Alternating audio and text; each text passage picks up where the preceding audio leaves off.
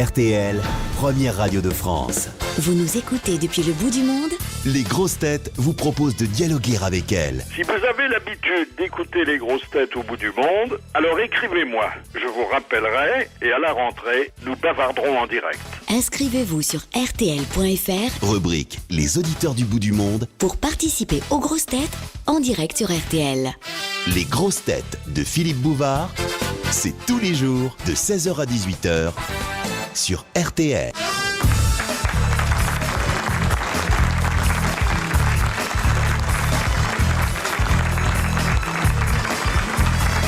Bonjour, bienvenue, bonne semaine en notre compagnie et au risque de nous répéter, une excellente année, toujours avec les grosses têtes.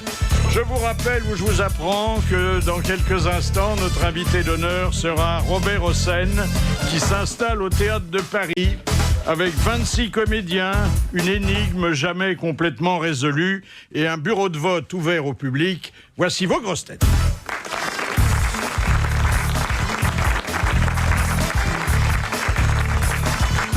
Les homards qu'ils pêchent sentent généralement le Saint-Émilion. Jean-Jacques Perroni. Bonjour. Lauréador du rire, il ne lui suffit pas d'avoir l'oreille du public, il veut aussi la queue des politiciens. Bernard Mabille. Bonjour. Il fait dire chaque matin des horreurs à Laurent Gérard. Éric Logérias. Bonjour. Il a su longtemps allier fantaisie et méthode. Sébastien Coé. Bonjour. Il a beaucoup ri, beaucoup pédalé, beaucoup ramé. Jacques Bellutin. Bonjour. Alors finissons-en s'il vous plaît avec les fêtes, ces réjouissances imposées par le calendrier. Hein. C'est fini, n'en parlons plus, sauf que il y a encore un dessin du New-Yorker publié dans le Figaro qui nous y rapporte. C'est des braves gens qui sont en train de fêter le Nouvel An. Et ils fêtent le Nouvel An avec ce qu'on appelle des cotillons, vous savez? Oh là, oui. oh là là. Des langues de belle-mère, Oui, tout ça, oui. l'horreur absolue. Des chapeaux pointus. Alors justement, il y a un couple, le mari a un chapeau pointu, il a un faux nez, il est droit derrière son assiette et sa femme se penche vers lui et elle lui dit « Arrête de faire la gueule ou enlève ce chapeau ». Ça résume bien. Quand je faisais des dîners-spectacles, c'était l'horreur parce que je prenais des boules dans la tronche. Ça, oui. Des serpentins. Et puis les bombes, les espèces de bombes qui t'envoient un espèce de jet de je sais pas quoi. Là, ça, c'est J'ai gay trouvé sur les un petit costards. proverbe pour la fin d'année. C'est adieu 2009, l'année de la meuf. Bienvenue 2010, l'année du clitoris. Oui, Moi, c'est pas grave. Ça démarre l'année avec un peu de poésie, ça fait toujours du bien. J'entends Honneur aux avec femmes. enthousiasme 2011. Alors, cette année de quoi, 2011? De couler un bronze. D'accord, on a bien fait de passer sur 2010 d'abord. quand même. 2012, on se fait une binouse. L'année des partous. L'année des partous, exactement. Et puis 2013, alors, on va- un acte civique qui s'impose, même si vous êtes en bonne santé, allez vous faire vacciner. Ah bah oui, là maintenant, il faut. Il faut éponger les surplus. Excellent. Hein. Ah oui, oui, oui. C'est une bonne Deux fois. acheteuse, Madame Bachelot. Vous avez vu les effets secondaires de la vaccination, c'est qu'on a 2 milliards de dettes maintenant. Si elle achète tout comme les vaccins, tu ouvres ses tiroirs, il y a 12 000 culottes. Cela dit, Incroyable. si le gouvernement était cohérent, il remplacerait Madame Bachelot par Bernard Debré. Hein. Bah oui, évidemment. Oui, parce que lui, il a Il l'a vu... dit depuis le début. Dès le départ, il a dit. Alors nous regrettons, mais bon, il n'était pas question qu'on y aille parce que le déplacement coûtait trop cher à la maison, de ne pas inaugurer aujourd'hui la tour la plus haute du monde à Dubaï. À Abu Dhabi. Ah oui. Il y a Monsieur Ben Laden qui se frotte les mains dans sa grotte. C'est plus facile pour Il attend la deuxième.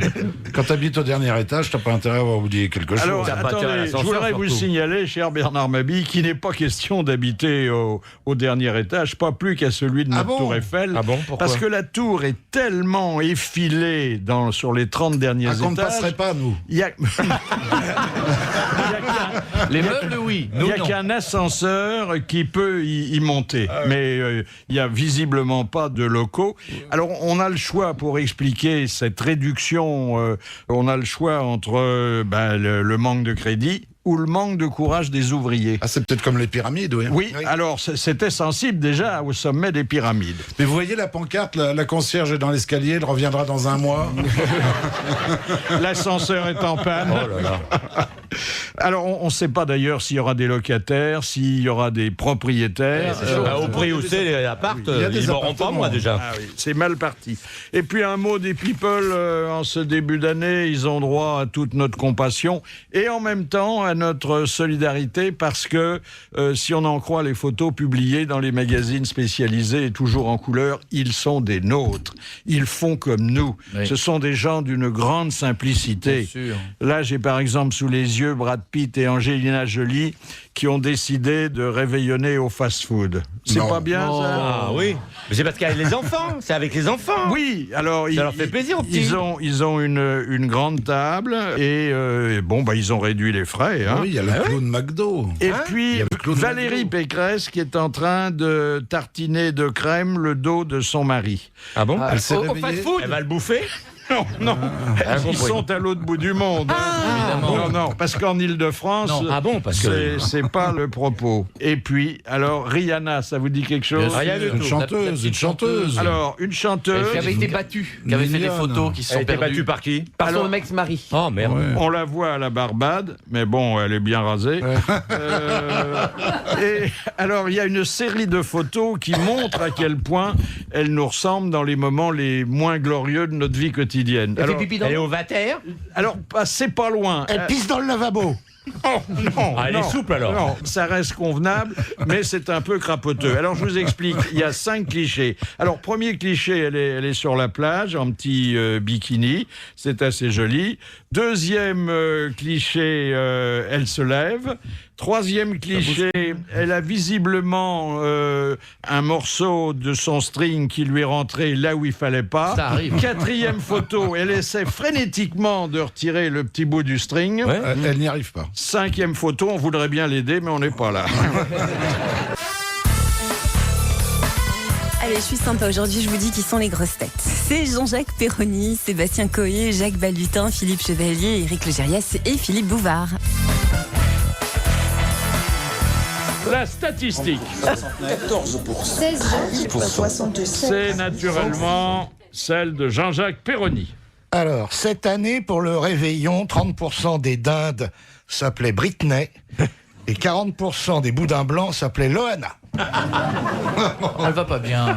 Ça va pas aller mieux. C'est pas ça qui va l'arranger. Pas gentil. 10% des toréadors qui souffrent de la maladie de Parkinson ne survivent pas à leur premier combat.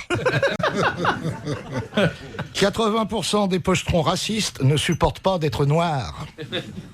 15% des gens pensent que c'est au pied du mur qu'on voit le maçon, alors que 45% pensent que c'est à la queue devant les cabinets qu'on voit le constipé. Ça va. Ah non, mais ça commence bien. L'année commence bien. 10% des concombres mis en vente dans les supermarchés ont déjà servi. Il y a des connaisseuses, hein. Pour les élections régionales, 60% des électeurs de droite pensent que Nicolas Sarkozy sera comme sa femme Carla. Il aura des problèmes de voix. 20% des charcutiers qui fabriquent eux-mêmes leurs saucisses les testent d'abord sur leurs femmes. Et enfin, on va terminer dans la finesse, 95% des proctologues ne ramènent pas de travail le soir à la maison. C'est un beau boulot, proctologue. Hein. Merci, monsieur Perroni. Pas de quoi, monsieur Bouvard. Que de chiffres signifiants Bien sûr. on aurait ignoré sans vous. Et puis ça permet de dire un mot sur les proctologues, qui est un métier dont on parle trop rarement, je trouve. Oui. C'est vrai, on en parle assez Nous peu en dans les avions émissions. reçu ici un qui Oui. avait fait un livre très drôle d'ailleurs, avec beaucoup de distanciation. Un Il peu valait chiant, mieux quand même. d'ailleurs, hein. et qui nous avait expliqué comment il avait eu la vocation. la vocation, Ouais. parce que c'est Et quand c'était même. comment qu'il avait eu? Oh, ça a été un Comment il doigt avait de pas trouvé l'avoir. ça Il s'est dit, tiens, je connais pas cet endroit. Il l'avait trouvé par élimination. Ah oui. C'est-à-dire. Non, parce que c'est quand même un métier bizarre. Il cherchait un petit coin pas trop éclairé. Parce que dès le matin, 8h, voir son premier client, lui dire allez, baissez Attends, le si pantalon, ton médecin est tournez-vous. ouvert à 8h, tu me donnes où il est. 9h. Oui, allez. Dire vous voulez tenir dans la main, vous voulez soulever, je vois pas bien, puis je vais Ouais. prendre une photo, ça servira pour mes Vous élèves. permettez que je termine ma tartine de Nutella? Bah non, c'est quand même un métier étrange. Tenez, je vais vous le prendre en photo, je vais vous le montrer, que vous voyez quand même les dégâts. Le seigneur des anus.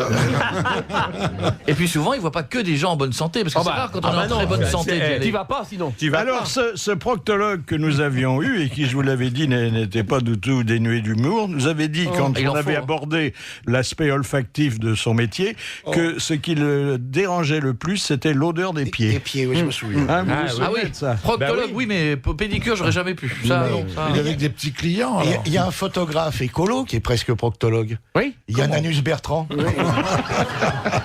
Les grosses têtes et l'actualité, Philippe Bouvard, Jean-Jacques Perroni, Sébastien Coé, Jacques Balutin, Philippe Chevalier et Éric Legérias.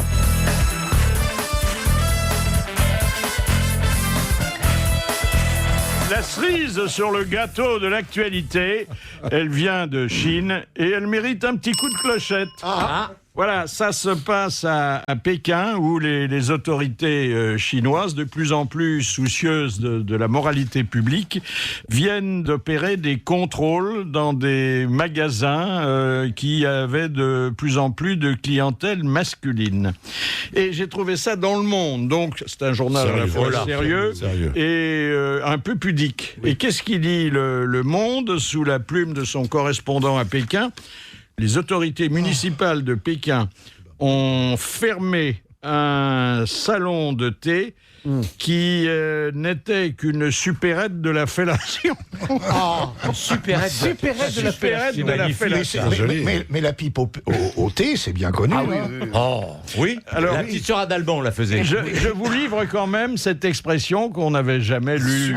Supérette de la entendue. fellation, c'est Hein? magnifique. Ah, c'est beau. Est-ce qu'il n'y a pas là quelque chose à exploiter? Oui, oui, il y a une idée. C'est quoi Il la est bon, mon lampe Souchon, prends le bien en bouche. Je vais avoir l'air idiot, mais c'est quoi la pipotée? C'est la pipotée de Monaco. Mais parce que t'es trop jeune. La bouche pleine de thé et zoup. Et elle te fait une gâterie avec du thé chaud, le plus chaud possible qu'elle peut tenir dans la bouche. Voilà. Et toi, tu tiens pas longtemps, je peux te le dire. Et après t'en as une deuxième, faut avoir du monde, faut connaître du monde. Elle a des glaçons, elle. Voilà. Elle fait au glaçon. Un coup à droite, un coup à gauche. Faut connaître du monde. Sinon, on appelle un pompier. À ce propos de supérette du sec, j'ai une blague. C'est un routier, il s'arrête dans un restaurant au bord de la route. Il regarde, alors plat du jour, 5 €, jambon beurre, 3 €, branlette, 10 €. Il appelle la serveuse, il fait c'est vous qui faites la branlette? Oui monsieur. Bon bah allez vous laver les mains puis faites-moi un jambon beurre.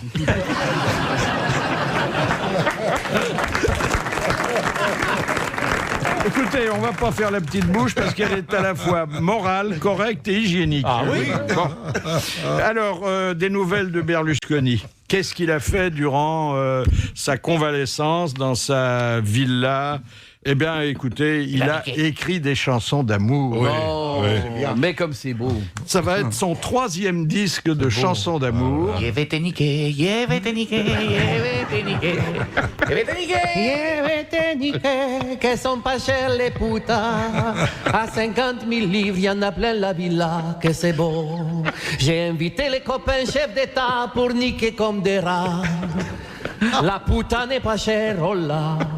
Et elle est jeune. Elle est jeune, Elle est très jeune. très jeune, très belle. Et vous voyez François Fillon dans la même situation? Pas du tout. Pas du tout. Non, non. Lui, il est coureur, mais uniquement au En Mans, voiture. hein. En bagnole. Alors, ça sera un disque où l'amour tiendra la place essentielle. Et d'ailleurs, c'est le nouveau mot d'ordre du Cavalière, faire reculer la haine dont il a été avancer victime l'amour. grâce à l'amour. Voilà. Bien sûr, avec du poil autour. Et puis, alors, le premier accident ministériel de scooter s'est produit hier. Oui. C'est notre ami Frédéric Mitterrand. Il est tombé. Il est tombé Sur quoi de scooter Il n'avait pas de chauffeur. Il n'était pas en Vélib. Non, il fait du scooter. non, parce que Ça aurait été plus écolo quand même. ça aurait été dans le plus coup. écolo. Ça dépend où il va. Alors, il est depuis hier à l'hôpital Percy, mais vous me direz qu'Ariel Sharon est depuis 4 ans, jour pour jour, dans le coma. L'hôpital Percy, c'est celui qu'on met dans les narines sur les têtes de veau. Oui, ou alors que tu arroses. C'est ça. Quand t'es On prudent, attend tu le arroses communiqué tu arroses de Percy. Nikos. Oui, Non, mais vous imaginez un ministre... mais il revenait d'où? Qu'est-ce qu'il avait été faire? De Thaïlande. Mais il se déplace qu'en Il scooter. était en bas du quai d'Orsay, sur les voies sur berge, et zoup, basoir. Attends, voie sur berge, c'est une contrepétrie. Hein. La suite des grosses têtes sur RTL. Et puis, Miss Paris, il n'y en aura plus Ah jamais. oui. Voilà. Ah oui. un peu C'est une triste, contrepétrie, hein. Pisse-Marie. Alors, il n'y aura plus donc de Miss Paris, parce que celle qui était titulaire de ce titre, envié et enviable, Était une cochonne. C'était, en tout cas, elle a été imprudente, on l'avait dit, elle a posé nue devant un petit copain qui a dû revendre ses photos. Mais elle était en costume régional. Il n'y a pas de costume régional à Paris. Les Alsaciennes, elles ont leur coiffe. Les Bretonnes, dans le sud. Alors c'est Elle a vrai, peut-être grandi à elle Pigalle. avec ses poils. Elle avec ses poils, elle était de la rue Saint-Denis, elle était en costume régional. Mais non, c'était le poilu de l'Arc de Triomphe. C'est vrai que là-bas, dans le quartier, c'est comme ça qu'on s'habille. mais bien sûr. Non, je peux vous dire qu'elle n'avait pas les jambes comme l'Arc de Triomphe et que maintenant son poilu n'est plus inconnu. Bon, en plus, c'est vrai que la photo est un peu sexe quand même. hein. Et Madame Poirot a dit, mon mari m'a jamais demandé d'écarter les cuisses pour faire des photos. Le mec a bon goût. Je savais pas qu'on pouvait mettre la main là. Prudent. Madame Poiron, on lui a jamais proposé la botte, c'est ça son drame. Et puis, notre ami Philippe Labro fait son pronostic en matière de sécurité aérienne. En quelques lignes. Il dit on attend 2, 3, voire 4 heures avant d'embarquer. Un jour, plus tellement lointain, nous monterons nus dans des avions dont les membres d'équipage nous attacheront avec menottes à nos chaises percées. C'est un peu ça. C'est c'est un peu ça. pas faux.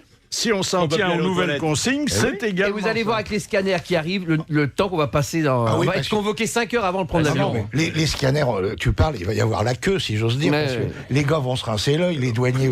Tu m'étonnes. dis donc, Il y a des légendes qui vont tomber. Hein. Moi, je l'ai fait, hein, le scanner. C'est étrange. Hein, on C'est là que tu flippe, vas t'apercevoir que si Freddy était doublé, hein, mais quand on le passe, on se sent pas à l'aise, hein, parce qu'on sait pas ce que le gars voit exactement. Il y a Mais un il voit côté, tout.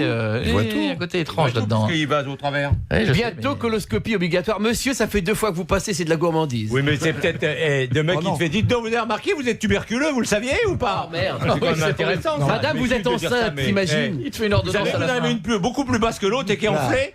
pour la coloscopie, il faudra attendre que Jacques Chancel prenne l'avion.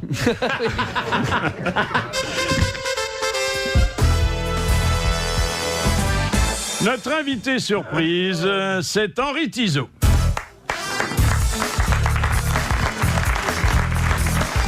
Asseyez-vous dans le fauteuil de dentiste, monsieur Tizot. Vous serez plus confortablement installé. Voilà. Avant tout, je m'en vais vous faire une confidence. Je suis heureux de me retrouver parmi les grosses têtes. C'est bien ma place avec Philippe Bouvard. Voilà. Oui, alors lâchez-nous un peu la banane et parlons quand même d'un livre dont le titre peut surprendre. Enfin, pas ceux qui vous connaissent et qui connaissent votre idée fixe. De Gaulle et moi, quelle aventure. Alors, est-ce qu'il n'est pas contradictoire que vous vous plaigniez de n'être connu que comme un imitateur et d'en remettre une couche avec les souvenirs d'imitation? Eh ben oui, c'est vrai, Philippe, parce que à une époque, ça m'agaçait, De Gaulle. J'ai toujours eu le contre-coup de Gaulle. Quand il est parti, en 69, bon, il était à Colombey, mais moi, je restais à Paris. Les gens me disaient, alors, mon général, c'est le chômage? Ça les faisait rigoler, moi, ça me faisait pas rigoler, hein. Cela dit, 69, c'est déjà loin. Hein. Eh oui. Mais, en fait, je suis rentré dans la peau du général, Oui. mais il a fini par avoir la mienne. Oui, enfin, Et alors- vous n'en êtes jamais sorti. Non, et jamais. on se demande si vous ne souffrez pas d'une forme de schizophrénie. Et ça pourrait s'approcher de ça. Mais maintenant, heureusement que je suis quand même équilibré, maintenant je suis très heureux de rappeler De Gaulle. La plupart de ses amis sont morts. Et moi, les gens m'adorent. Oh, mon général! Oh, le temps des copains! Oh! Alors finalement, je suis très heureux comme ça. Mais...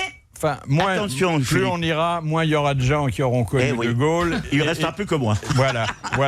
Mais... Alors, je me demande si ça n'est pas l'histoire d'une passion unilatérale que vous avez écrite, parce qu'à aucun moment, le général ne vous a donné signe de vie. Oh si, de nombreuses fois. Il m'avait fait téléphoner déjà. Un matin, ma secrétaire me dit l'Élysée au bout du fil. Mais non, qu'est-ce que c'est, monsieur Tricot? Oui, pas le dos. Mais j'étais le seul à savoir que je lui avais écrit. Donc, il me dit, vous avez bien écrit au général? Oui, mais il a eu votre lettre il y a 2 secondes. Oui. Il m'a demandé de vous appeler. Oui. Ah bon? Alors j'étais complètement couillon. J'ai dit, il va bien, embrassez-le bien demain. Il n'est pas trop fatigué. Enfin, j'étais ridicule. Oui, enfin, c'est pas un contact direct, hein. Non, c'est vrai. Vous n'avez pas eu de même une ligne, et la seule pièce justificative d'une intimité qui reste à démontrer, c'est un facsimilé d'une carte de visite de Madame de Gaulle, qui est visiblement une circulaire. Non, c'est pas une circulaire. Et vous remerciant de vos bons voeux. Non, c'est la 8e année de l'anniversaire du général, et l'année d'après, elle était morte, on n'aurait pas pu me l'envoyer. Mais vous savez, Philippe, mon drame, puisque vous voulez le faire aller... Il y a un drame. C'est que je suis rentré dans la peau de De Gaulle, mais il a fini par avoir la mienne. Et actuellement, quand je vois l'Europe que De Gaulle voulait et l'Union européenne qui est devenue notre poison, alors là, vous voyez, je m'enflamme parce que j'ai envie de dégobiller sur ce projet. Je suis malheureux de la France. Vous excédez un peu la mission du comique, mais en tant que citoyen, vous avez tout à fait le droit. Voilà. Comment êtes-vous passé de l'imitation de De Gaulle à l'imitation de Jésus-Christ ? Eh ben, je sais pas comment ça s'est fait. J'ai une passion pour les sauveurs. De Gaulle a sauvé la France et Jésus-Christ a sauvé l'humanité. Oui, chacun a eu sa croix. Voilà. Et moi, ma croix de Lorraine, je suis passé à la croix tout court. Mais... Vous avez toujours votre propriété? Ah non, j'habite à Paris maintenant. Que comment elle s'appelait? Elle s'appelait le Petit Colombé. Et alors, il s'est passé des choses extraordinaires là, parce que au Petit Colombé, près des Tempes, j'avais voulu faire construire une cheminée magnifique avec des carreaux de gien. Et quand De Gaulle est mort, on a commencé à photographier la boiserie, et j'ai dit, oh mince, ma cheminée. J'avais fait construire, autrement dit, le Petit Colombé imitait la boiserie. Oui, sauf que votre maison était beaucoup plus luxueuse et confortable que celle du général. Qui était très, très rustique. Oui, chez De Gaulle, c'était rustique, oui. Alors, voici donc, c'est attendrissant, même si ça sent un peu le réchauffé. De Gaulle et moi, quelle aventure d'Henri Tizot. Merci. Merci, Philippe. Salut à tous. Vive la France. Jusqu'à 18h, les grosses têtes de Philippe Bouvard. Voilà, comme chaque jour, je vais procéder à l'appel de notre petite classe. Jean-Jacques Perroni. Présent. Bernard Mabille. Présent. Éric Logérias. Présent. Sébastien Coé. Oui, bonjour et bonne année. Et Jacques Balutin. Bonjour. Présent. Et puis, notre invité d'honneur, dont la présence parmi nous réjouit toujours. Il rouvre le procès de Seznec comme il l'avait fait pour celui de Louis XVI, c'est-à-dire un peu tard pour que justice soit rendue. C'est Robert Hossein.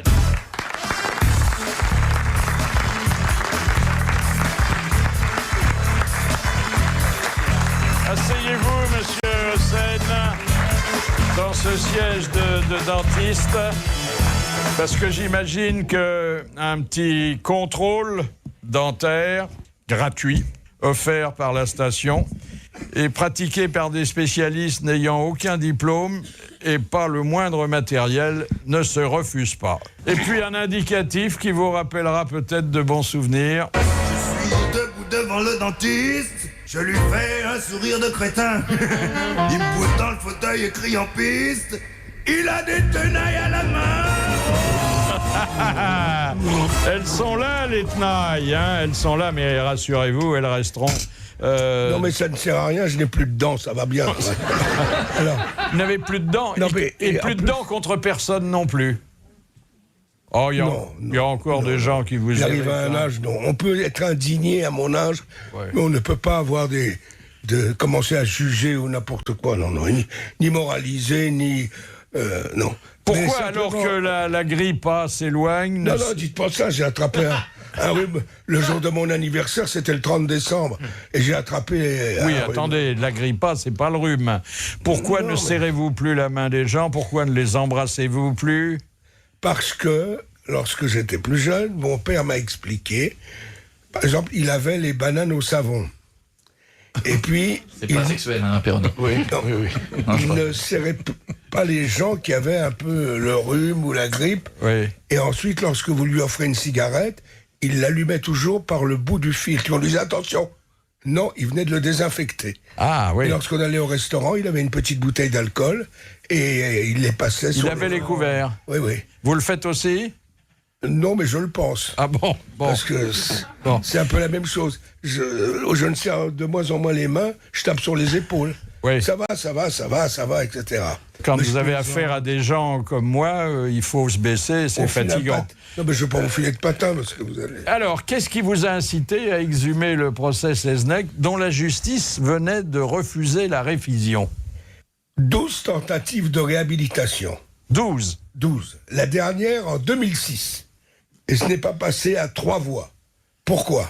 Parce que le petit-fils de Seznec a passé 50 ans de sa vie à vouloir réhabiliter son grand-père. Et il n'y est pas parvenu. Est-ce que vous l'avez consulté avant de prendre la décision de monter cette pièce? Non seulement je l'ai consulté évidemment par politesse, mais je lui ai aussi demandé de ne pas intervenir du tout. Du tout.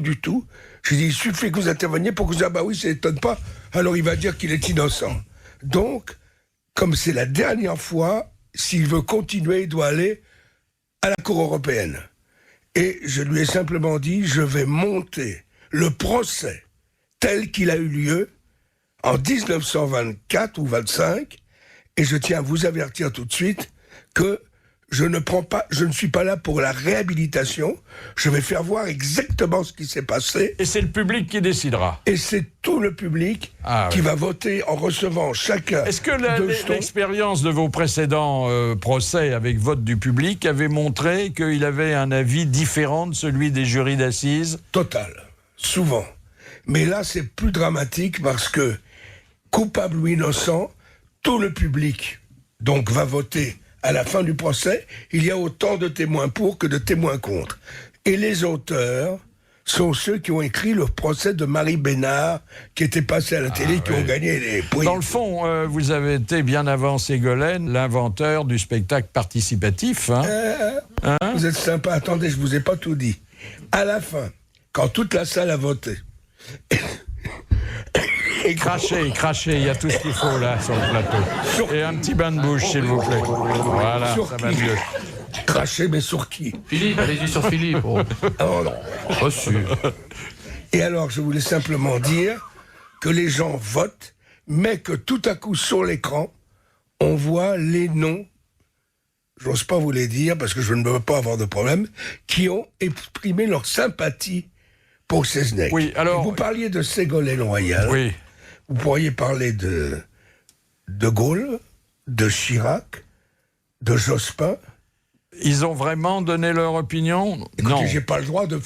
Sur l'écran, vous allez voir défiler tous les noms célèbres et leur position, dont un ministre de la Justice, qui ont exprimé leur sympathie. Mais ça ne veut pas dire qu'il est innocent, absolument pas. De Gaulle avait exprimé sa sympathie pour Seznec. Ah ben, il a fait mieux que ça. Il était condamné au bagne à perpétuité. Et au bout de 25 ans, il l'a gracié. Pour qu'il rentre. Et il est rentré? Non. Oui, et on si, mais on fait un coup de théâtre à la fin qui devrait quand même laisser les gens, parce que si on n'apporte pas quelque chose non, bien sûr, de différent. Dites donc, il y a un grand avocat actuellement au barreau qui témoigne aussi, c'est Maître Lombard.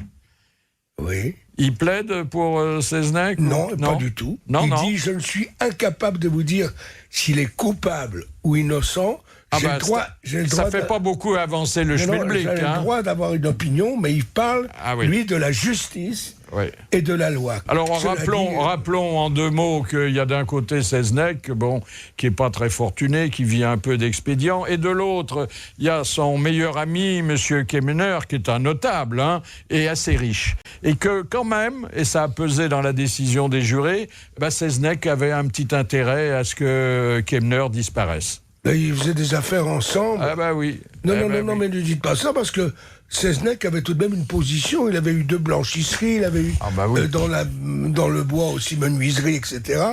Il était... Et qu'est-ce qui blanchissait de l'argent? Non. À l'époque, ça n'existait pas encore. Ouais. Mais non. Écoutez, il avait le profil d'un coupable. Oui, il avait le profil, mais il y a autant de témoignages. Mais le fait qu'on n'ait pas retrouvé le corps ne prouve rien. Ben voilà.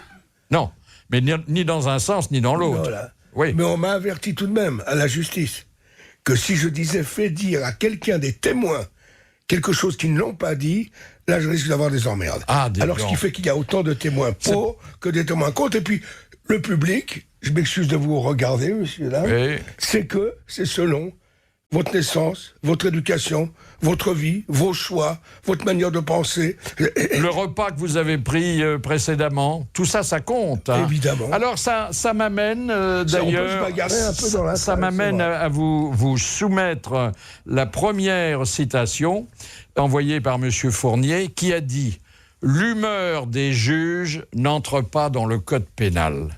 Un avocat? Alors, il était avocat de formation. À 2 formations. Il est mort. Il est mort. Il était écrivain. Et il a fait de la politique. Il fut écrivain et il fit surtout de la politique. Charles de Gaulle? Ah non, il était militaire, formation, t'es pas de conneries. François Mitterrand. François Mitterrand, bonne réponse de Péroni. Voilà.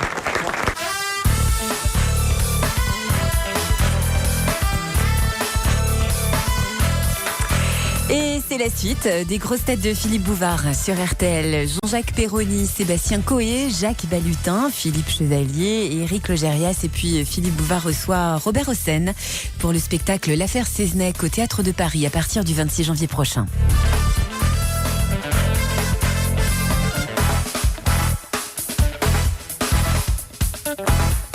Un souvenir sonore qui vous concerne directement. C'était Jean-Claude Brialy, le cher Jean-Claude, qui avait évoqué le souvenir de Barbara, un souvenir dont vous n'étiez pas absent. Un jour, elle m'a dit « J'aimerais bien aller voir Jésus-Christ monté par Robert Hossein. » J'ai dit « Mais tu es juive ?»« Oui, je vais voir, je suis curieuse. » Bon, très bien. Alors, on a rendez-vous chez moi, j'habitais Place des Vosges à l'époque. Elle était déjà arrivée à l'heure parce qu'elle avait la maladie de l'heure. Elle avait enlevé ses chaussures qui lui faisaient mal et je vois un grand garçon, un bûcheron, un blond, comme ça, costaud, énorme. Elle me dit « Ah, tu connais Mimi, c'est mon chauffeur, c'est lui qui met des bûches dans la cheminée. » Bon, j'ai compris que c'était son fiancé de l'époque. Bon, très bien. Elle aimait beaucoup les beaux garçons. Elle avait des garçons d'une beauté incroyable. Et puis, on part voir le spectacle d'Hossein. Bon, c'était un très beau spectacle. Puis à l'entracte, Hossein avait eu l'idée folle de partager le pain quotidien. Alors chacun, il y a une miche de pain. Et on nous donnait du pain, il fallait le donner à sa copine, à son voisin. C'était assez spécial. Et alors, je donne le pain béni à Barbara. Elle me dit non, pas de pain, ça fait grossir.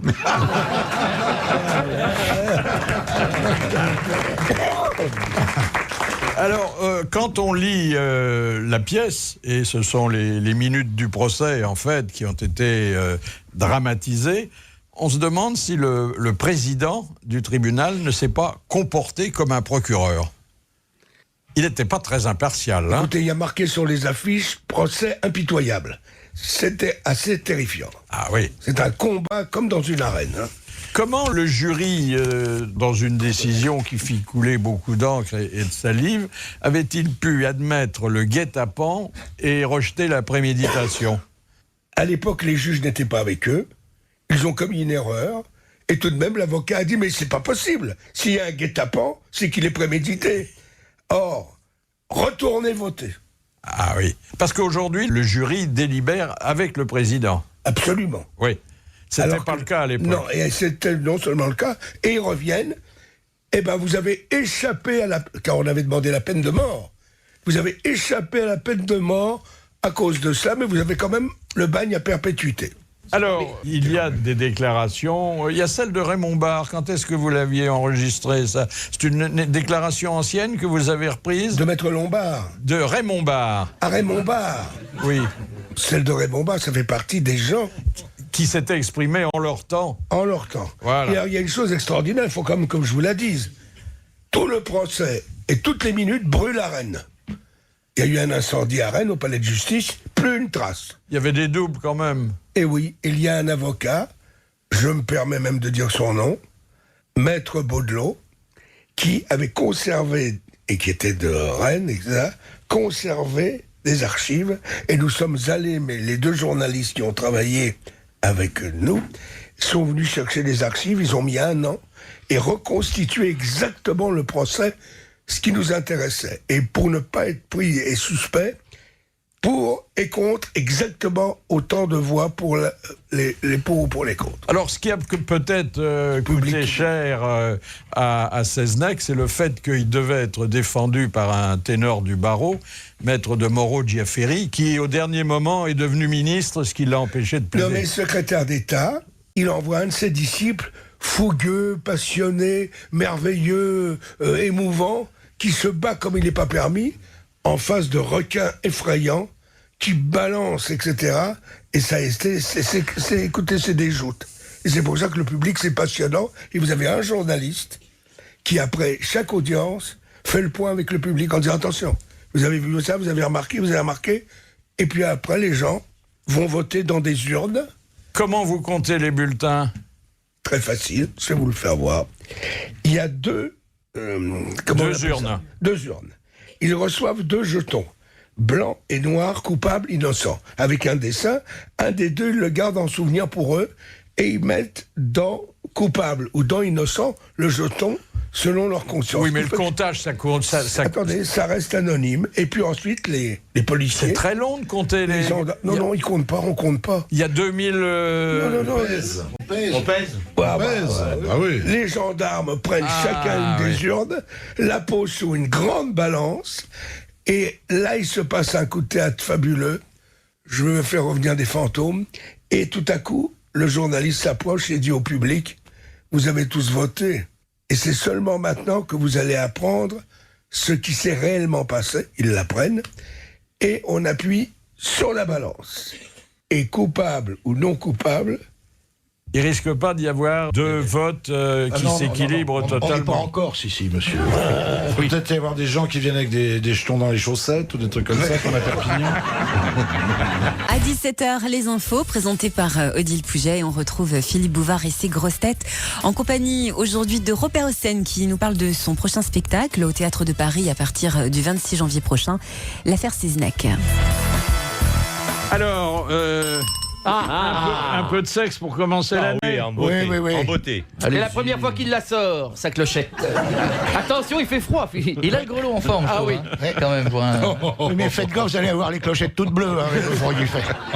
Alors ça, c'est une étude que les chercheurs américains ont fait. Alors là aussi, je voudrais signaler que nos chercheurs à nous, ils font pas grand-chose. Non, ils trouvent pas. Chaque fois qu'il arrive quelque chose d'intéressant, c'est à l'étranger. Oui. Alors souvent là, en Caroline du Il Sud. y en a beaucoup qui sont partis là-bas aussi. Hein. oui, oui, mais ils sont pas d'origine française. Non.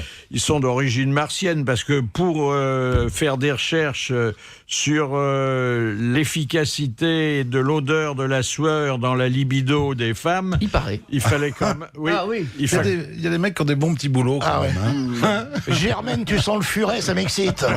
Bah oui. Non, c'est l'inverse. Non, c'est l'inverse. L'homme doit sentir un peu la transpiration. Il faut être un peu dégueu. Alors, la femme, qui est beaucoup plus fine que nous. Oh là. On peut Ça le dire, dépend d'où. puisque momentanément, il n'y en a pas parmi nous aujourd'hui. La femme sent, si l'homme la désire, rien qu'à l'odeur qu'il émet. Oui. D'où d'ailleurs son leitmotiv est à sueur. Oui. Mais c'est pour ça que... Oh, dis donc, 2010 commence bien. Ah oui, c'est fort. C'est pour ça que les chiens se reniflent le cul, savoir s'ils peuvent y aller. Oui, mais enfin... Tu ne te vois pas faire ça quand même. Pourquoi pas? Enfin non, pas maintenant, il fait froid. Ça serait bien. Il y a deux types Pas dans la de rue. sueur. Premier La rang. sueur normale, qui trahit l'effort, de moins en moins d'ailleurs. Et la sueur sexuelle, qui, elle, atteste le désir. Ah bon. Voilà. Donc il faut la faire monter derrière soi dans l'escalier pour qu'elle sente. Et celle qui vous éloigne, c'est... On va peut-être pas arriver jusqu'en haut. Et celle qui vous éloigne, la bonne sœur. C'est peut-être pour ça d'ailleurs que le sportif préféré des Français et des Françaises est Sébastien Chabal. Alors, qui doit avoir une forte odeur naturelle, mais qui est pondérée par la marque de parfum pour laquelle il a vendu son image. Oh, et il fait du vin rouge aussi. Je me suis aperçu de ça au supermarché l'autre jour. Il y a un vin rouge du Sud-Ouest, Sébastien Et Chabal. il fait tout, hein, il fait des fringues. Il fait des fera- fringues, il fait tout. Il fera les nouilles qui restent dans la barbe. Il fera les... Il a raison d'en profiter pendant que ça marche. Et tout, hein. Absolument. Absolument. Qui connaîtra Chabal dans 10 ans? Faudra peut-être qu'un jour il joue au rugby aussi, non? Bon, il n'a pas le temps. Il Il n'a n'arrête pas pas le de temps. marquer en ce moment. Il fait des cartons d'enfer. Ça, c'est Son vrai. club est tête de série. Le Racing. Il joue où maintenant? Au Racing. Racing. France. Racing Paris. Roselyne Bachelot, qui en est follement amoureuse, avait voulu le vacciner elle-même. Oui. Il n'a pas, pas voulu. Il est Elle l'a pas con, écarté. Il faut un fusil hypodermique, là. Hein. Et puis du nouveau dans la vie de couple. D'abord, un autre dessin du New-Yorker sur ces émissions de télé-réalité, vous savez, où on se penche, même où on essaie d'infléchir la vie privée des gens. Alors, il y a un énorme plateau, il y a beaucoup de public, il y a des caméras de télévision, et un type qui est l'invité principal. Et à côté de lui, il y a l'animateur qui écarte le rideau et qui dit « Et maintenant, George Pembroke », c'est le nom de l'invité, « Et maintenant, George Pembroke, voici votre femme que vous n'avez pas vue depuis 18 ans. » Quelle a été la réaction du mec? Infarctus. Il a dû partir. C'est un mauvais coup, quoi. Alors, le harcèlement moral va être désormais admis dans le couple. Jusqu'ici, il y avait la brutalité, il y avait le harcèlement sexuel. Le meilleur. Alors là, vous dites le ménage est mal fait, la vaisselle est en retard, harcèlement moral. On dirait que vous habitez chez moi, vous. La mienne va en prendre pour 30 ans. Ah ouais. Et donc, une femme peut parfaitement, demander le divorce, au moins déposer C'est la plainte. femme, mais attendez, pas l'homme qui peut demander le divorce parce que le Alors, ménage est mal on fait. a déjà fait une étude, il semblerait que 10% seulement des hommes souffrent du harcèlement moral. Faut pouvoir le prouver, ça. Comment on va le sexuel, prouver? c'est pareil. Moi, Un je souffre pas du huissier Un tout. huissier qui va être là chez vous Un toute la huissier qui journée. vient à l'improviste. Ça fait 3 fois que vous lui dites que la vaisselle est mal faite. C'est du harcèlement, monsieur. Alors, heureusement, il y a sur la femme moderne et le couple moderne l'avis d'un grand connaisseur de l'éternel féminin. Benoît XVI. C'est Benoît XVI.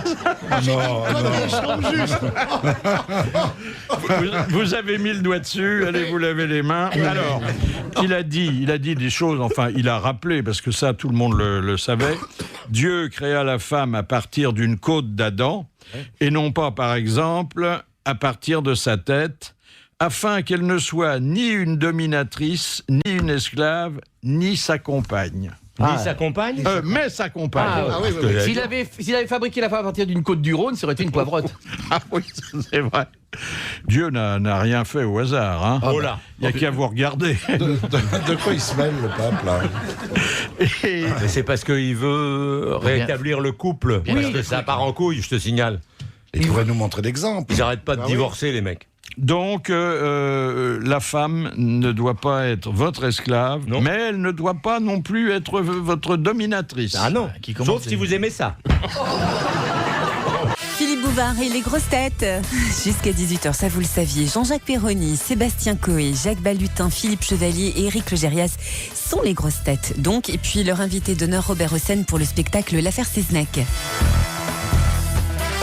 Alors, qu'est-ce que vous connaissiez, vous, les uns et les autres, de l'affaire Seznec? Balutin. Son petit-fils qui se bat depuis qu'on a revu il n'y a pas très longtemps. Remarquable combat, mais moi je lui ai dit surtout pas dans mon spectacle ni dans mon procès à moi, parce que c'est déjà sous influence. Alors si vous demandez aux autres de voter, c'est pas la peine de... Et il a été extraordinaire, il m'a écrit une lettre, comme quoi il me laissait Sébastien Coé, totalement la vous liberté. aviez entendu parler de cette affaire? Oui, quand même. Mais moi, j'ai vu les affiches.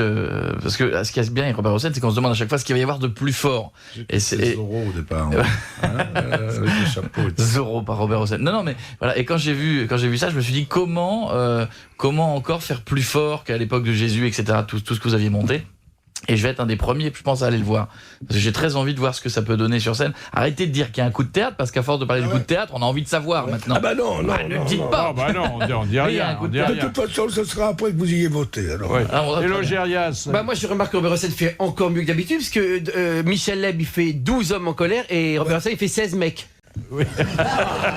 C'est mieux. Celle-là, elle est bien. Celle-là, elle est bien.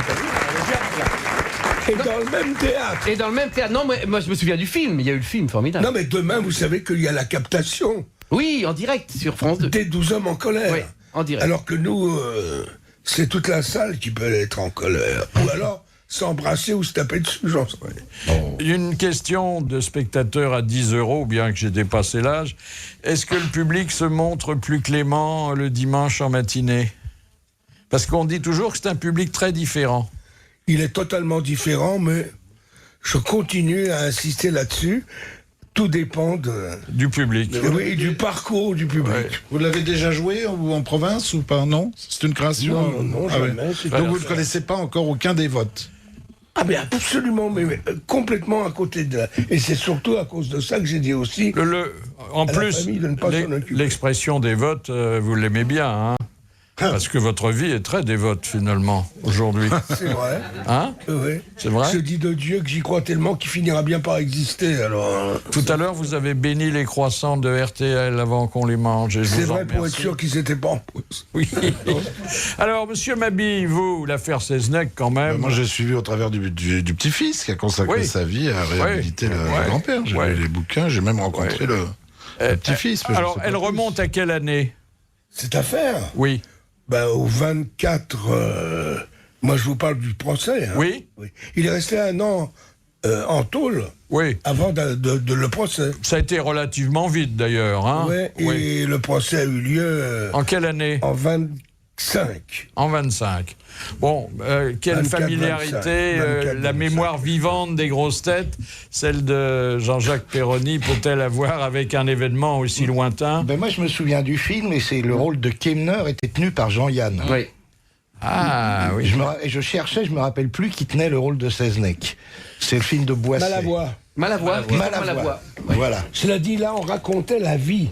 Oui. C'est-à-dire avec ce qu'il pouvait y avoir de romantique ou pas romantique, ou etc. Alors que là, une fois assis, pendant 1h30, on essaie de vous clouer sur la chaise pour exactement voir coupable, non coupable, et les témoins sont dans la salle. Et des fois, ça gueule de la salle, ça. Et mais les juges sont pas faciles. Hein. Les grosses têtes et Philippe Bouvard accueillent aujourd'hui Robert Hossein. Alors, vous avez la possibilité de passer un coup de fil, de préférence à un ami, parce qu'aux autres, on n'a pas grand-chose à dire, puis ils ne vous prennent pas au téléphone. Et vous avez choisi Alain Decaux. Bonjour Alain Decaux. Bonjour. Est-ce que vous n'en voulez pas à Robert Hossein de ne pas avoir fait appel à vous pour ce spectacle?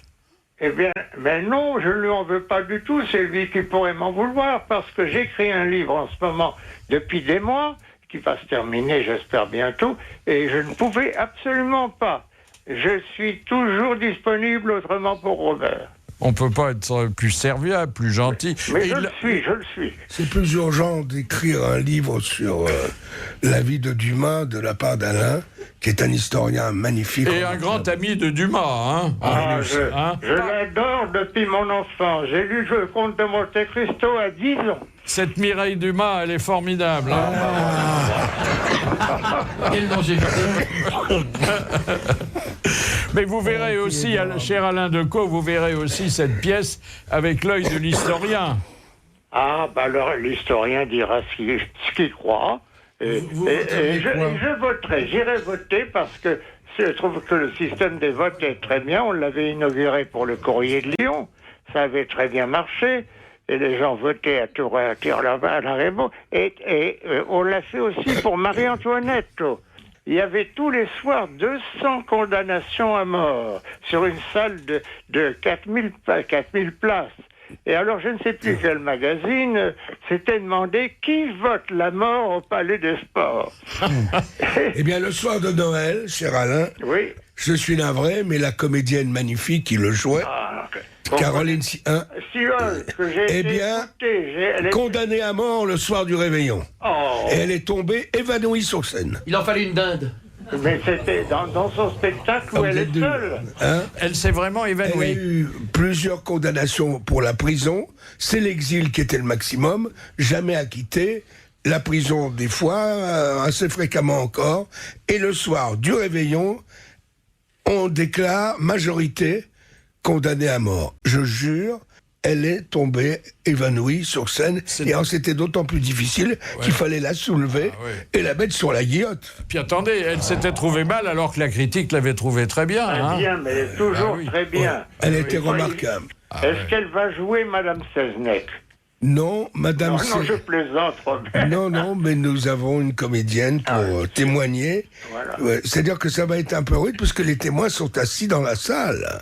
Oui. Eh oui. Ah oui, comme... Ah, il ne faut pas dire ça, il ne faut pas l'annoncer, ça va être une surprise. On les appelle. Oui. Il y a un coup de théâtre à la fin, non? Oui. Oui, mais on ne saura pas ce que c'est. On va bien finir par le savoir. Oui, voilà. Est-ce que dans la réalité, dans les rangs pour vendre quelque... Robert Hossein et Alain Decaux, est-ce que dans la réalité, les témoins d'un procès d'assises sont dans la salle avant de témoigner? Non, ils entrent successivement. Oui. Mais c'est pas grave. Ils entrent successivement et ensuite... Ils peuvent rester dans la salle. Naturellement, ils restent dans la c'est ce salle, qu'on fait, nous. absolument. Ils viennent et on les Ah, ils ne sont pas dans la salle au début. Au départ. Ah, non. Une fois qu'ils ont témoigné... S'ils veulent être dans la salle, il faudra qu'ils payent 10 €. Oui, mais des fois, ils s'engueulent. Oui. En étant dans la salle, ils peuvent se lever, s'engueuler, gueuler après le... Et qu'est-ce qui interprète Seznec? Un comédien, et je te donne ma parole d'honneur, qui en a exactement le physique, en dehors du talent, c'est Monsieur Carrois. Ah oui, Philippe Carrois. Oui, exactement. Très bon. Et alors, je vais vous dire une chose, vous ne me croirez pas. Ce Monsieur Carrois, lorsqu'il avait 20 ans, 25 ans, faisait le Christ dans Un homme nommé Jésus, qu'on avait monté. Ah, dis donc. Ça, on pouvait pas le... Ça. Ah, Et ouais. aujourd'hui, on l'a habillé, etc. Et même le petit-fils a dit, mais c'est exactement... C'est papy, il a dit. Non, je dirais, Philippe, que notre Jésus, que nous avons remonté 3 fois, pas tellement il y avait de public, eh bien notre Jésus a été le plus gros succès de nos 15 ans ou même 25 ans de collaboration. On s'est même demandé pourquoi vous arrêtiez le spectacle. C'est parce que la salle n'était plus disponible, hein? Oui, on a arrêté fatalement ces grandes salles. On a fait tout de même 800 000 entrées. Oui, il y avait le spectacle sur glace qui nous suivait. Ah oui, Holiday on Ice. Voilà. Ça aurait été bien Jésus dans Holiday on Ice. Jésus on Ice. Mais attendez, puisqu'on est là, on peut plaisanter un peu. Il marchait déjà sur l'eau.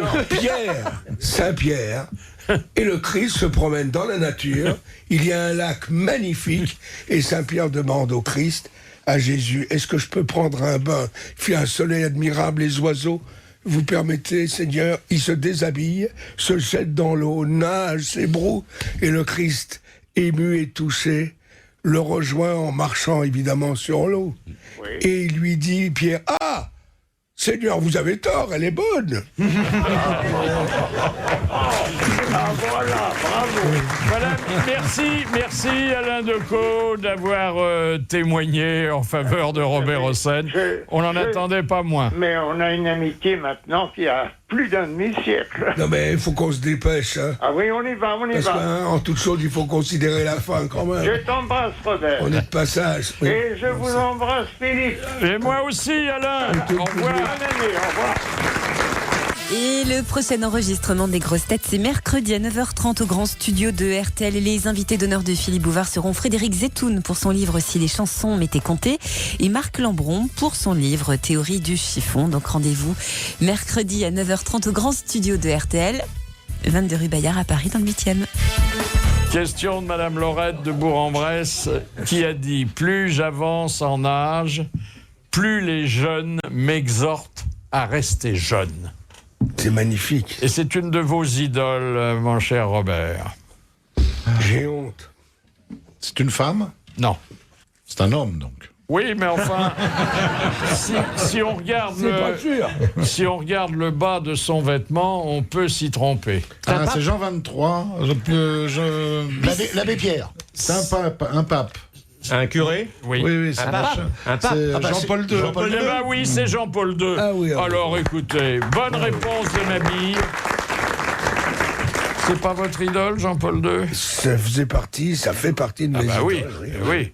Alors bon, le fait que... Puis je l'ai rencontré d'une manière tellement hallucinante que quand on avait joué Un homme nommé Jésus, Monseigneur Lustiger lui a dit. Et il a dit, je l'invite à venir, on avait gagné le prix Romano Observatore Roma. Voilà, bravo. Et on est arrivé là-bas, et j'ai dit que j'y allais qu'à la condition qu'on emmène mes apôtres. Et on a invité les 12 apôtres, et on s'est tous retrouvés. Et comme je baragouinais un peu le russe, donc j'ai parlé avec lui dans cette langue, et j'ai trouvé un homme. Alors on veut toujours dire, il était gai, il était optimiste, il était très bon, oui, mais il était très douloureux aussi. Et j'ai trouvé merveilleux. Il avait quelque chose de rare. C'est ce qu'il éprouvait pour les autres. Cet amour, absolument. Il croyait qu'il y aurait un miracle. Prise de conscience. Benoît, vous l'aimez moins, Benoît? Oh, c'est pas que j'ai pas aimé ou pas aimé. Parce que là, l'idée de canoniser Pie XII, c'est peut-être pas la meilleure idée. Hein? Je sais pas, il s'est passé certainement des choses qu'on ignore. Oui, qu'on ignore. Moi, je ne me permets pas de discuter de ça, mais le contact que j'ai eu avec Jean-Paul II était comme celui... On n'est jamais débarrassé de son enfance. Mais lui, il en a parlé longtemps. Il disait, Robert Hossein. Oui. Très longtemps. Il paraît que 80% des cyclistes sont pour la canonisation de Pie XII. T'as raison. Question de Madame Léger de Reims. Pour les policiers, que sont les 4 S? Pour les policiers, les 4 S. Sécurité. Non. Sa santé. Non. Les policiers. Pensez aux policiers et aux policiers scientifiques. Salive? Alors, la salive. Le sang. Sperme. Le sang. Le sperme. Le sperme. Et le sérum. Non. Une petite suze vers Et nous en parlions tout à l'heure. La sueur. La sueur. Eh ben voilà, bonne réponse collégiale. Les 4 S sont la sueur, le sang, la salive et le sperme. Voilà. Alors si vous faites un mauvais coup, essuyez-vous bien partout. Bon, c'est un conseil au passage. Hein. Le rêve de Jacques Martin, est-ce que vous le saviez? Nous l'avait confié ici, c'était de jouer dans Les Misérables que vous aviez mis en scène. Je ne peux pas, si vous voulez, c'est pas personnel, moi il ne m'a jamais engagé, mais bon, il est très bien, très bien, Robert. Ça lui fait quel âge là? J'ai voulu le monter, moi. J'ai auditionné plein de petites filles pour jouer Cosette. Il y en a très peu qui maintenant se laissent approcher près de la fontaine. Bonjour ma petite fille, je suis Jean Valjean, hein. Viens mon petit bijou, tiens, prends un cachou. Hein. Viens ma petite fille, viens, hein, viens. Alors, les Thénardier, c'est pas tes vrais parents? Non. Viens ma petite fille, donne-moi ton seau, là, voilà, tiens. Oh, puis t'as pas de culotte, tu dois avoir froid, ma petite fille. Regardez tous ces petits mollets bleus, je vais les frotter, viens. Bonjour, monsieur Javert. J'ai ma carte.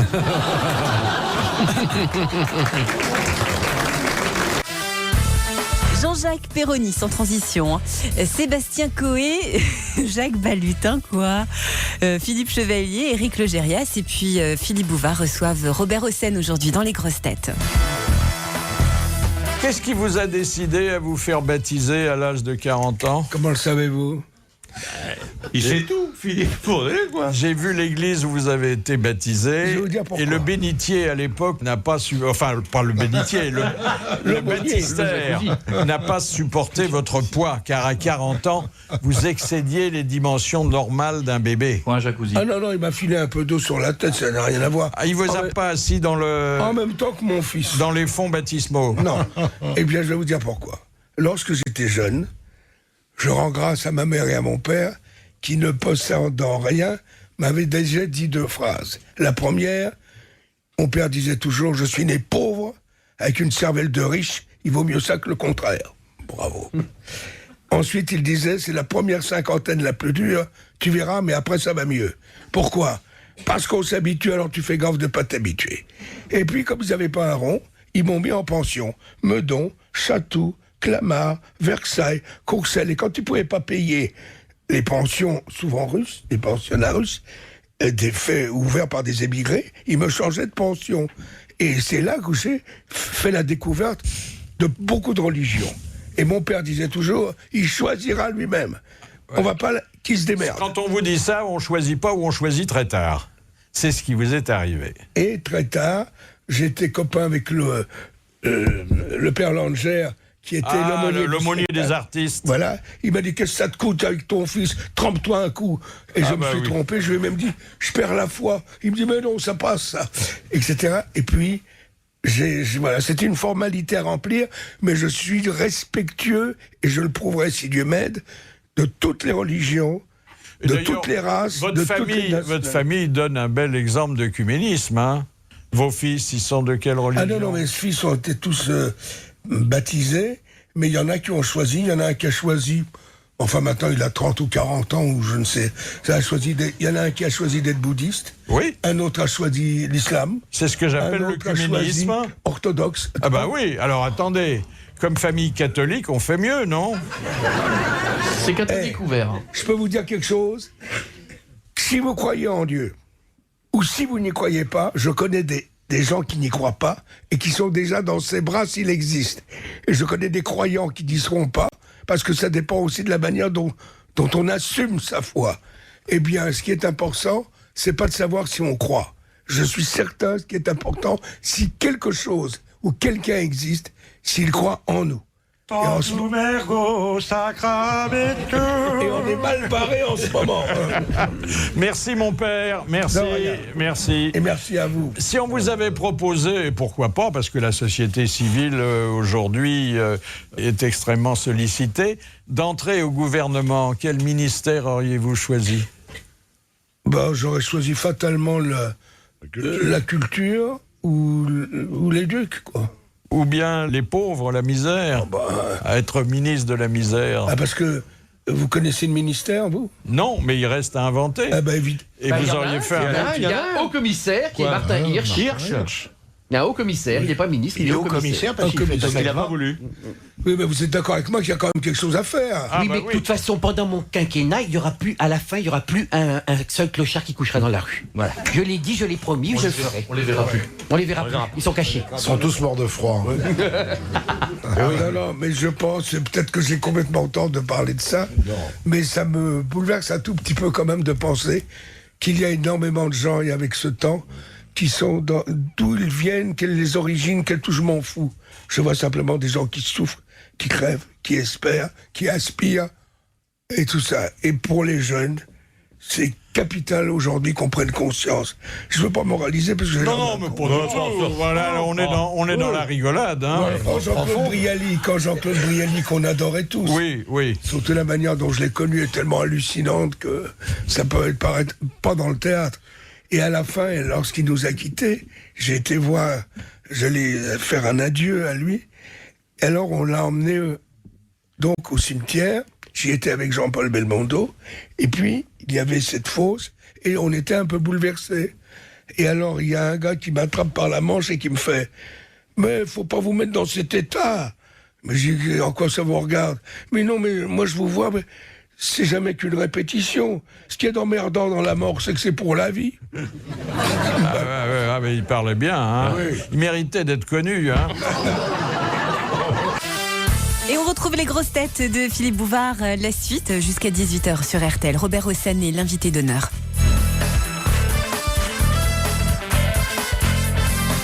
Est-ce qu'il y a aujourd'hui beaucoup de quadragénaires ou de quinquagénaires qui se prénomment Geoffrey ? Non, mais... Parce que le prénom, après votre interprétation d'Angélique, était devenu à la mode. Hein. On peut raconter une anecdote là-dessus? Que ça, plutôt. Alors, on est à Saint-Tropez. Plutôt l'anecdote que la prière, soit dit en passant. Alors, entendu, on est à Saint-Tropez avec des amis et je vois arriver, et je vous jure que c'est vrai, une dame d'un certain âge et qui me dit: Monsieur, s'il vous plaît. J'ai dit: vous voulez un autographe, madame? Non, non, non. Je voudrais que vous veniez avec moi sur mon bateau. J'ai dit: mais madame, je suis avec des amis sur le port, je peux pas y aller parce que vous voyez, je suis occupé. Je vous le demande. Regardez, mais où il est votre bateau? Elle me tend la main, c'est un paquebot. Je suis avec les cheminées et tout. Je dis: non, mais enfin, ben, il est très beau, il fait au moins 80 mètres de long. J'ai dit: mais madame, magnifique, je vous félicite, mais je peux pas quitter mes amis. Vous êtes un ingrat. Comment? Vous êtes un ingrat. Je dis: mais pourquoi, madame? Mais regardez, je vois marqué sur le bateau Geoffrey, le titre du bateau. Alors j'ai dit: vous avez raison. Et à ce moment-là, je vois arriver une gamine de 15 ans et qui me dit: ému, un autographe, s'il vous plaît. Et moi, très fier qu'à 100 ans, il y a encore une gamine de 15 ans qui me demande un autographe, je lui dis: comment tu t'appelles? C'est pas pour moi, c'est pour ma grand-mère qui vous a beaucoup aimé dans la marquise. Alors je lui ai écrit: je me croyais un aigle et je ne suis même plus un corbeau. Tiens, va donner ça. Dites, c'était la belle époque où, à la porte de votre loge, il y avait des dames. Bon, il y en a toujours, mais à cette époque-là, elles étaient moins frileuses. Parfois, elles étaient nues sous leur Comment manteau. le savez-vous? Ah ben, la police des mœurs, hein. Vous pensez? Oui, après la marquise des Anges, de temps en temps, on avait une surprise. Et ce qui était sympathique, c'est quand ma femme pouvait l'être. Il était 2h du matin, on sonnait à la porte, on ouvrait, ça m'est arrivé, et j'ai vu tout à coup des jeunes femmes tout à fait charmantes, merveilleuses, sympathiques, nues sous leur manteau de fourrure. J'ai dit: pourquoi vous avez pris froid, vous voulez boire un café? Et c'est ma femme qui les recevait en disant: mais mesdames, vous vous êtes trompées d'adresse. Oui, ça, le fait d'offrir un café à une femme nue, c'est quand même une invitation. Hein. Vous n'étiez pas insensible à leur charme. Non, non, mais c'est mystérieux, car j'avais refusé de faire le film après avoir fait Le Repos du guerrier avec Brigitte Bardot. Et je me suis dit: qu'est-ce qu'on va me faire un bossu, tordu, boiteux? Et puis, voilà, je l'ai fait. Mais non seulement il y a eu toute une génération d'enfants qui s'appelaient Geoffrey, mais en plus, les femmes demandaient aux médecins accoucheurs de leur casser une jambe pour qu'ils boitent. Et une cicatrice. Ah, mais maintenant, je boite naturellement. Ouais. Oui. La cicatrice a disparu. Hein. Oui. Oui. Vous auriez dû vous en faire une... Un opinel, comme ça? Oui. Ah oui. Un maquillage permanent. Un beau souvenir. Non, mais je suis un peu ému, je plaisante, là, mais quand je vois Monsieur Bouvard... je me souviens de lui quand même, je m'excuse, peut-être que je me trompe, qui était dans votre jeunesse un peu du côté de Saint-Germain-des-Prés, non? Vous l'avez connu petit, vous aussi? Oui. 300 €, la question piège envoyée à Philippe Bouvard et à ses grosses têtes. Si bien sûr les grosses têtes de Philippe Bouvard ne trouvent pas la solution, eh bien les 300 € filent directement dans votre porte-monnaie. Pour réceptionner justement votre question, nous les attendons au 22 rue Bayard à Paris, dans le 8e. Philippe Bouvard, les grosses têtes. Question de Monsieur Moza. Dans la superstition théâtrale britannique, que doit-on dire à la place de l'expression bonne chance? Break a leg. Break your leg. Break a leg. Break your leg. Casse-toi une jambe. Casse-toi une jambe. C'est exactement ça. Bonne réponse de Logérias et de Balutin. Vous savez ce qu'on dit en Italie? Pas bonne chance, on dit merde. Mais pourquoi casse-toi une jambe? C'est aussi con que les Italiens qui disent une bocca del lupo dans la bouche du loup, dans la gueule du loup. Une bocca del lupo. En Russie, ils disent, je sais plus quoi, on nous l'a dit l'autre jour aux grosses têtes, mais je me rappelle plus. En Russie, ils disent Nebres, ça veut dire magne-toi de jouer, on va bouffer après, j'ai faim. Alors, naturellement, on ne peut pas parler de Seznec sans penser à la Bretagne. Hein? La première a lieu pour la Bretagne le 26 janvier. C'est normal. Toute la Bretagne, j'ai demandé bien sûr. Il y aura des places à 10 €. Et il y avait... pour les Bretons de moins de 25 ans. Chouchen à l'entracte. Ceux-là sont très chers. Sachant qu'on parlerait de la Bretagne, nous avons retrouvé dans les archives sonores des grosses têtes une description de la parade amoureuse bretonne telle que l'avaient imaginée Jean-Yann et Olivier de Kersauzon. Nous ne sommes pas des animaux, Olivier. Je refuse absolument ce que vous venez de dire. C'est pas parce qu'on est d'origine bretonne que vous allez nous vexer en nous traitant d'animaux. Voilà. C'est vrai, on commence debout. Ouais. Parce qu'on commence pendant la danse, nous, déjà. Voilà. La danse qui s'appelle la bourrée. Puis après, peu à peu, évidemment, on continue. Alors la chienne hurle, ses feulements remplissent la salle et elle lui met la main sur la bouche et on la couche. Voilà. Et pendant des minutes et des minutes. Pendant 11 jours. Pendant 11 jours. Ouais. On est ravitaillé par des amis qui viennent, qui mettent des trucs. Des fois, on change de main, on prend un peu de nourriture et on continue. C'est normal. Et parfois, on le fait sans manger, mais à ce moment-là, on s'arrête au bout de 9 jours.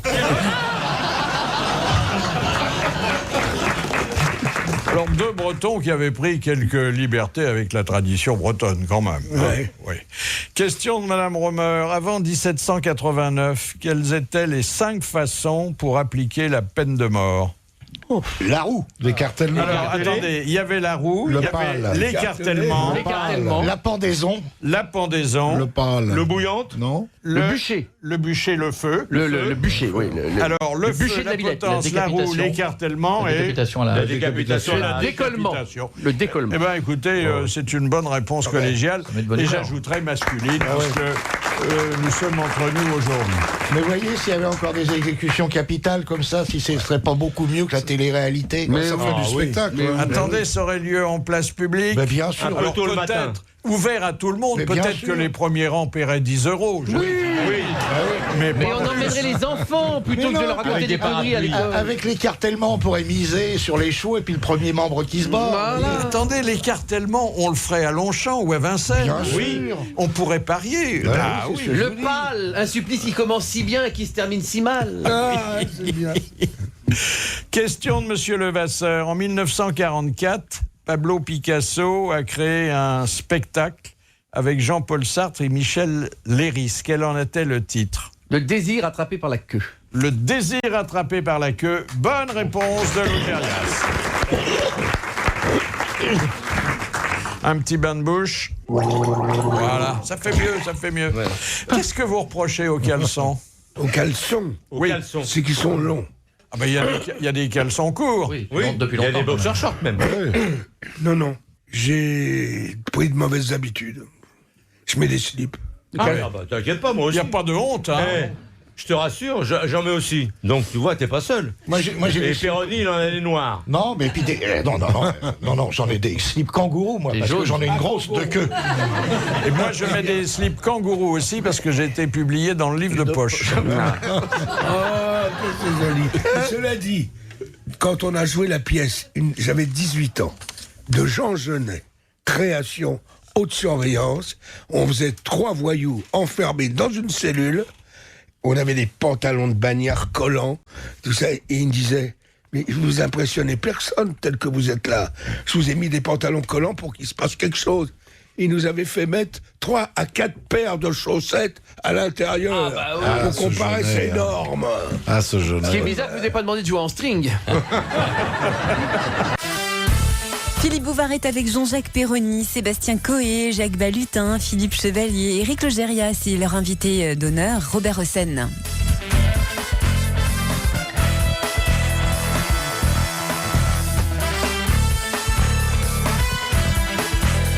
Alors, vous qui vous intéressez au sport, est-ce que le nom de l'Australienne Rawlinson vous dit quelque chose? Oui, c'est la jeune femme qu'on a cru que c'était un mec. Alors, on a cru que c'était un mec. Après, on a dit que c'était plus un mec. Alors, situons-la sportivement. oui, elle est quand même championne du monde du 400 mètres. 400, oui. C'est pas mal quand même. Oui. Bon. Et les Rolling Stones, c'était même 5 mecs. Hein. Oui. Donc, elle saute très haut. Oui. Enfin, 1m10, hein, Philippe. Alors, elle sera platouf, dis donc, si elle fait comme ça. le fait que vous la compariez à un mec, elle était au courant déjà, et vous n'étiez pas le seul à faire cette comparaison, puisqu'elle avait décidé de changer un peu son physique. Pour faire oublier ses bras musclés, ses épaules trop larges. Et ses couilles. Non, elle n'a pas, sinon elle s'accroche dans les bars. Elle a pas de tablettes de couilles. chocolat, elle a des tablettes de chocolat, là. Alors, elle s'était fait faire des implants mammaires. Bah, ça veut rien dire. Ça veut rien dire, ça, on peut le faire tous. Parce qu'elle pensait que ça améliorerait sa vie privée et que les hommes la verraient d'un autre œil. Oui. Et aujourd'hui, parce que elle est candidate à améliorer son record olympique. Ouais. Elle est gênée. Elle sacrifie sa vie privée à sa réussite professionnelle. Elle se fait retirer les implants parce mammaires. que ça la gêne, ça lui rajoute du poids. Non, mais regardez ma mère à l'hélium, ça la rend plus légère. Qu'est-ce qu'on appelle un implant mammaire? C'est une moustache verte? Non, mais il fallait choisir entre la rapidité et la séduction. Mais je crois que c'est un petit peu ce qu'avait fait le problème de Laure Manodou, si je dis pas de bêtises. Je crois qu'elle s'en était fait mettre il y a pas longtemps et ça freinait un petit peu la progression dans l'eau. Vous pourriez être plus galant que de dire qu'elle s'en est fait mettre. Bah, écoute, la guérite est bombée. Non, mais d'un seul coup, sur les photos, elle avait pris une poitrine incroyable. Les sœurs Williams aussi. Parce que quand tu les as, tu peux les faire retirer. Quand tu les as, tu peux les faire retirer. Forcément, puisque c'est des pochettes en plastique. Oui. Si on te fait des pochettes, si tu veux que je te fasse grossir les... Oui. Je te le fais, demain matin. On te met des padins en plastique. Ce sont des implants couillères. Voilà. Mais on fait pas ça, nous. Tiens, je t'en mets, tiens, je te les retire. J'ai déjà joué. C'est-à-dire qu'on vous les pose, mais avec des boutons pression. C'est ça, oui. Faudrait même mieux avec une petite valve et de la pression directement dedans. On les gonfle, on les dégonfle, on les gonfle. J'ai déjà joué une fois avec un petit implant de couille. Et c'est vrai que ça se pose, vous savez, pour les gens qui n'en ont qu'une et qui veulent en avoir deux, ça se pose. C'est la même matière que les seins. C'est très rigolo, c'est indestructible. On peut le faire pour taper dessus, on peut le tourner, on peut se perce pas, c'est fabuleux. On peut le faire pour ceux qui en veulent 3. On peut s'en mettre une douzaine. Tu mets ce que tu veux. Alors, un chapelet de couilles. Tu peux t'en mettre sous le bras si tu veux te les gratter comme ça tranquillement. Toi qui as un complexe énorme. Oh, dis donc, chérie, je crois que t'as un abcès sous le bras. Mais non, c'est des couilles, idiote. Et quand tu vas jouer au bout, là, on a oublié le cochonnet. Attends, j'ai une couille de rat, mais ça rebondit. Puisqu'on est dans ce genre-là, vous savez, pour les gynécologues, pour les jeunes filles encore vierges, ils les mettent sous un matricule. C'est le 6973. Parce que si c'est 9, c'était 3. Oh. Elle est belle. Oh, oui. Elle est jolie. Il y a comme humour anatomique. Hein. Je vous rappelle que le prochain enregistrement des grosses têtes de Philippe Bouvard, c'est quand? C'est après-demain, c'est mercredi à 9h30 au grand studio de RTL. Et puis les invités d'honneur seront Frédéric Zetoun pour parler de son livre Si les chansons m'étaient comptées et Marc Lambron pour un livre Théorie du chiffon. Rendez-vous mercredi à 9h30. Alors, il se passe des choses curieuses en Grande-Bretagne. Et naturellement, quand on pense à la Grande-Bretagne, on évoque un de nos plus récents et plus remarquables invités d'honneur, Marc Roche, qui est le journaliste francophone qui connaît sans doute le mieux Buckingham Palace et ses autres royaux. Bonjour Marc Roche. Bonjour Philippe. Alors on se souvient que vous étiez venu nous parler en avril dernier du ménage à trois, hein ? C'était déjà la famille royale. Or, la famille royale, on en parle de nouveau parce que, on s'aperçoit, après le limogeage d'un DJ britannique, que le crime de lèse-majesté existe toujours. D'abord, le crime de lèse-majesté existe, mais il n'était jamais appliqué. Et ce pauvre disc-jockey... Qu'est-ce qu'il avait dit alors ? Mais écoutez, il avait dit, il faut pas écouter en gros cette vieille tarte, on va mettre un disque bien plus agréable. Et bien sûr, il n'a pas du tout jaugé l'état de l'opinion publique qui est très attachée à la reine, plus que jamais, puisque c'est la dernière institution qui reste. La City, il y a tous les scandales de la crise et des bonus, l'église anglicane des prêtres homosexuels, la politique, les notes de frais, et ainsi de suite. Qu'est-ce qui reste ? C'est vrai qu'il n'y a rien de sexuel dans l'amour qu'on peut porter à la reine aujourd'hui, hein ? Écoutez, je ne sais pas, parce que avec les Britanniques, vous savez, Philippe, il y a un attachement à la reine qui est un peu sensuel. On aime les moches. Un archéologue. Si la Queen n'est pas, je lui mets un petit coup dans le béret. Comme ça. C'est elle, la vieille tarte, alors ? Oui, autant. Donc, on ne pourrait pas faire les grosses têtes irrévérencieuses sur ce sujet sur une antenne britannique. Absolument pas. Il y a une espèce d'entente entre tous les producteurs et les chaînes de télévision pour ne jamais attaquer la reine. Les autres membres de la famille royale, c'est différent, on les attaque tout le temps, mais jamais la reine. C'est le symbole de l'État. Elle a eu aussi une conduite absolument exemplaire pendant son règne, très long. Et aussi, vous savez, le discours de la reine est très important parce que ça vient après une émission de variété qui s'appelle Top of the Pops et avant le film Le jour de Noël. Et puis, c'est le seul discours qu'elle écrit de sa main, où il n'y a pas de ministre. Et donc, on est toujours passionné par ce qu'elle va dire. Et là, elle a parlé... Attendez, on avait dit que c'était le Premier ministre qui lui écrivait le discours du trône. Le discours du trône, qui est le programme gouvernemental, c'est le Premier ministre. Mais là, le discours de Noël, c'est elle qui l'écrit. D'où le ton mièvre et un peu réactionnaire et un peu maîtresse d'école. Ouais, elle raconte pas beaucoup de blagues, hein. Ah non, elle est pas. C'est pas une comique, hein. C'est pas le genre. Elle marcherait pas. Hein. Alors, cher Marc Roche, puisque je vous tiens, comme disait Loana à Charles-Édouard, il y a autre chose qui met la famille royale au firmament de l'actualité. Il y a la renégociation de la liste civile royale. Ah oui. La famille royale est pingre. Moi, chaque fois que j'allais à Buckingham, je recevais une demi-tasse de thé et un vieux biscuit, parce que ce sont des gens très proches de leur sous. La reine est très riche. En son nom personnel, je ne parle même pas de l'État, mais en son nom personnel, elle a des chevaux, elle a 2 châteaux, elle a une belle collection de tableaux. D'ailleurs, sur cette richesse, on n'est pas d'accord. Les uns disent, elle a quelques centaines de millions d'euros, les autres parlent de milliards. Non, mais écoutez, il faut bien diviser ce qui appartient à l'État, Buckingham Palace, Windsor, la collection de tableaux officiels, les bijoux de la couronne, ça c'est l'État, ça ne lui appartient pas. Mais elle a en plus, en tant que personne, elle a un beau portefeuille d'actions et on estime, elle est je crois la 250e fortune britannique. Wow, c'est pas énorme, hein. Attendez, c'est pas la première. Attendez, derrière Harry Potter. Elle est loin derrière Paul McCartney. Oui, elle est loin derrière J.K. Rowling, Abramovich.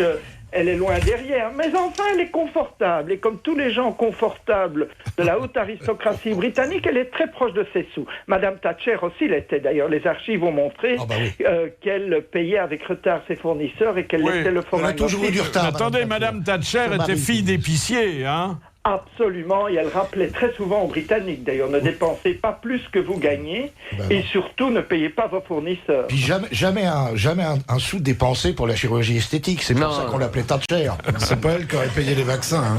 Hein.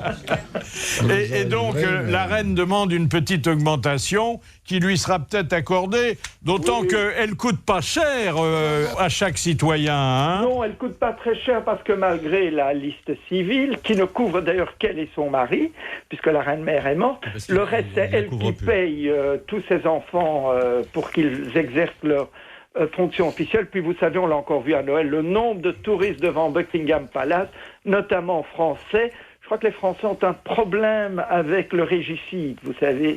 Ils adorent la monarchie. Il y en avait plein. Oui, mais enfin, ils ne payent rien, ceux qui sont devant Buckingham, alors que Buckingham, ça coûte très cher. Oui, mais vous voyez, ils voient... On pourrait les faire payer 10 euros. Oui, symboliquement. S'ils ont moins de 25 ans. Symboliquement. Ça coûte 69 pence par an. 69 pence, même pas une livre. Oh. Mais vous savez, les touristes qui vont à Buckingham Palace, ils se gèlent. Donc après, ils vont à Rhodes prendre un café chaud, ils dépensent de l'argent, et ils sont tellement heureux, puis c'est l'image de l'Angleterre. Sans la reine, moi je n'aurais plus de travail, et sans la reine, l'Angleterre ne serait pas l'Angleterre. Est-ce que c'est pas une injustice que le prince Charles, qui est quand même l'héritier de la couronne, n'ait pas de liste civile? Mais écoutez, il a une liste civile bis, c'est-à-dire qu'il a le duché de Cornouailles, qui lui rapporte 12 millions de livres, c'est-à-dire à peu près 10 millions d'euros, disons, par an, sur lequel il vit, et il vit sur un grand pied. Lui. Oui, mais il a une vieille femme à charge. Oui, et puis elle a des grands pieds. Quand il faut la referrer, c'est dur, hein, ça coûte du pognon. Il vit sur un grand pied et de grandes oreilles. C'est pareil, en chirurgie esthétique, elle coûte pas cher non plus. Hein. Merci Marc Roche, merci beaucoup.